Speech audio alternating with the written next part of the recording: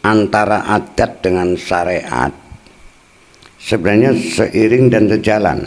Satu kelompok manusia harus punya peradaban, kan jadinya peradaban asal kata dari adat, naluri. Nah, inilah tugas kita sebagai generasi. Apapun kita notabene-nya dalam mayoritasnya Islam. Maka diantara tadi saya katakan matang wulani, mitung wulani geger itu mana hadisnya ndak ada. Sebab kaitannya al-adatu muhakkamatun idza kanatil adatu la tu'aridu syar'a. Adat itu bisa dijadikan patokan hukum setempat selagi adat tersebut tidak bertentangan dengan syariat. Inilah anda yang harus menjaga jangan sampai terjadi adat yang mestinya dulu adat baik diselewer-selewerkan ke arah yang lain. Contohnya jangan menempat, jangan buat rumah di totogan jalan, kan kayak gitu. Nanti jadi nanti rumah tangganya penyakitan, itu sebenarnya salah. Nggak harmonis. Ya bangsa itu nanti tidak harmonis, nanti penyakitnya ada saja, rezekinya bunda dan sebagainya. Itu udah tafsiran yang sudah lepas dari aslinya. Aslinya itu demi keselamatan. Jangan nempat pertelon gini loh, jangan nempat di totogan jalan. Ya memang bahaya nanti kalau ada mobil remnya blong masuk balai, masuk sampai ke dapur, lebas ke sono, hancur ke apa keadaan rumah. Masalahnya untuk keselamatan. Lagian begini, jangan besanan, ngerti besanan enggak?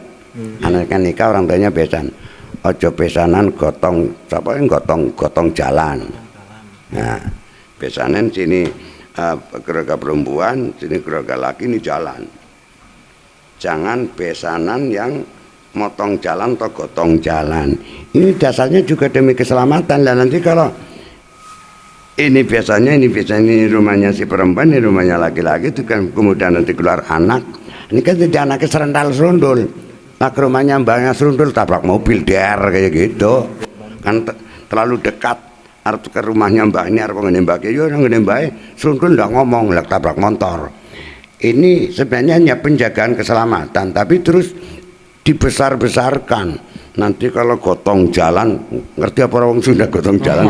Angel bahasa Sunda sih ya.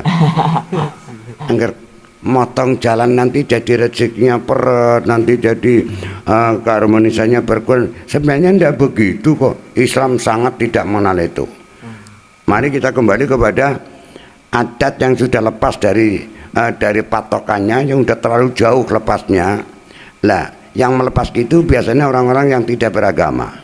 Saking bingungnya ingin punya tradisi, ingin punya keharusan, membuat sistem tersendiri yang bertentangan dengan Islam. Makanya tadi di depan saya katakan al-adatu muhakkamatun idza kanatil adatu la tu'aridu syar'a. Adat dan peradaban itu sebagai kunci kehidupan kelompok manusia masing-masing, harus punya adat tersendiri. Yang penting jangan bertentangan dengan syariat.